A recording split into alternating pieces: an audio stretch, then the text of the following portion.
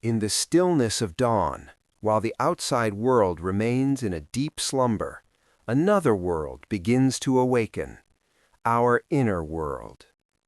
Each new day is not just the start of 24 hours, but an opportunity to live an intentional life, a life of calm amidst the storms.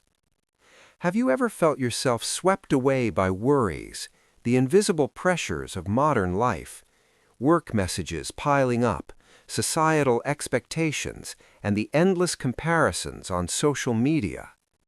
Everything seems to push us into a relentless cycle, leaving our minds cluttered and exhausted.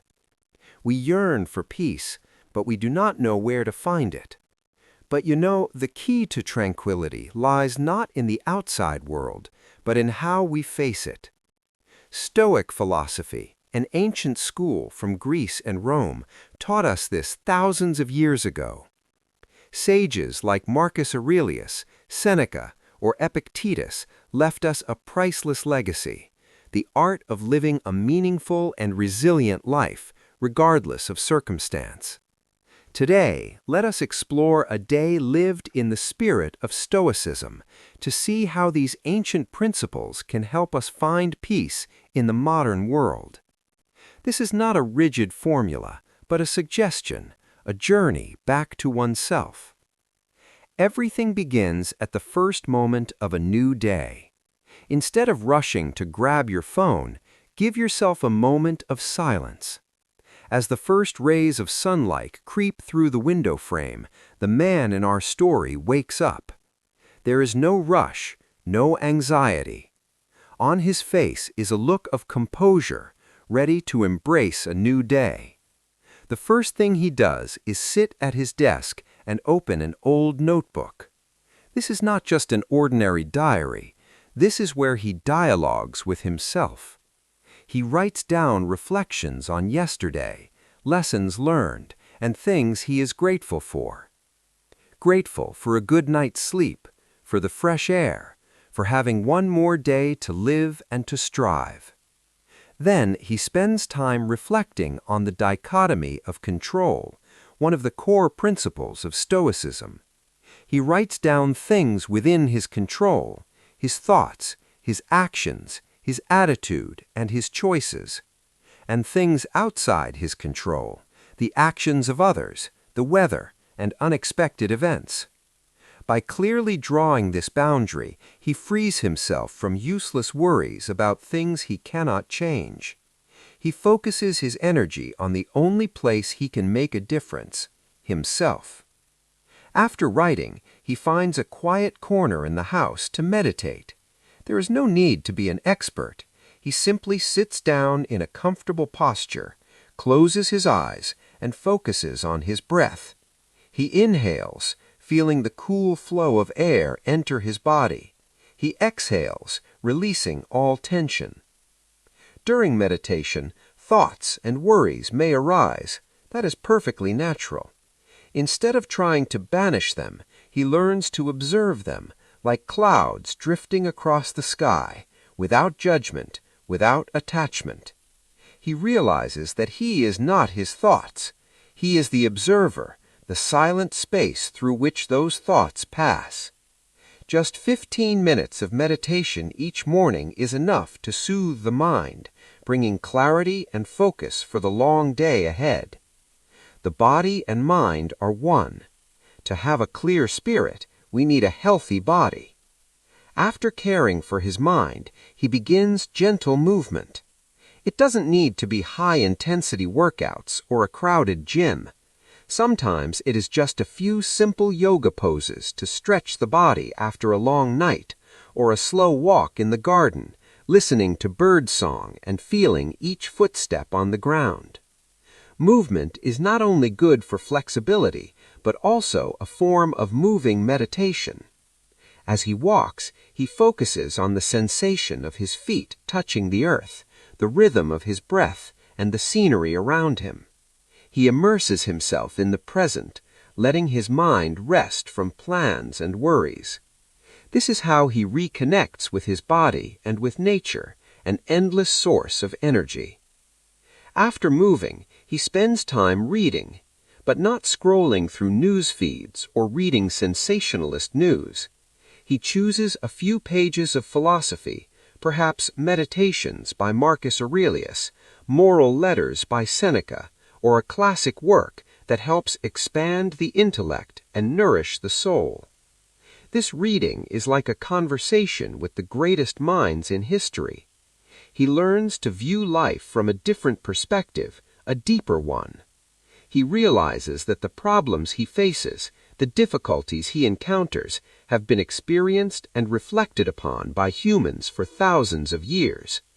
This brings a sense of connection and extraordinary comfort. He is not alone on this journey.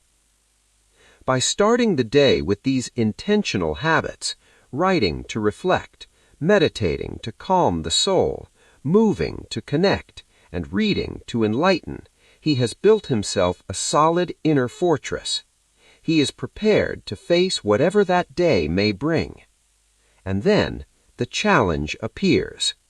A work email arrives with harsh words, a project hits an unexpected snag, a criticism from a colleague.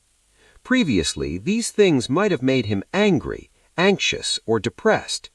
His automatic response would have been to defend, blame, or criticize himself. But today, everything is different. He takes a deep breath. He remembers the principle of the dichotomy of control. This email, this criticism, they are outside his control, but his reaction is entirely within his control. He doesn't rush to reply to the email. Instead, he pauses. He asks himself, what would a Stoic do in this situation? How would a person of wisdom, courage, and justice act? He realizes that the initial anger is just a natural reaction, but he doesn't need to let it drive his actions.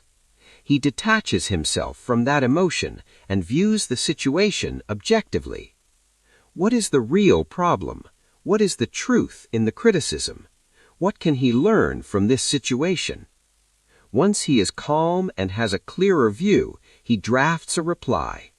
Not with anger or defensiveness, but with a professional, constructive attitude focused on problem solving. He acknowledges valid points, offers solutions, and suggests a discussion for further clarification. He has turned a potential challenge into an opportunity to practice patience, wisdom, and self-control. He doesn't defeat others, he defeats himself, conquering impulsive and negative reactions. That is the most important victory. As the day fades and work ends, he returns to his quiet space. He doesn't bring work stress home. He left it where it belonged. The evening is time for him to connect with loved ones, enjoy a simple meal, and once again reflect on the day gone by. He opens his notebook again, but this time to look back. What did he do well? Where could he have done better? He doesn't torment himself for mistakes, but views them as valuable lessons for tomorrow. He notes moments when he lived true to his values, times he kept his calm and acted wisely. Finally, before sleep, he practices another Stoic exercise, premeditatio malorum, or reflecting on misfortunes that could happen, but from a different angle. He doesn't worry about the future. Instead, he imagines losing what he currently has: health, family, work.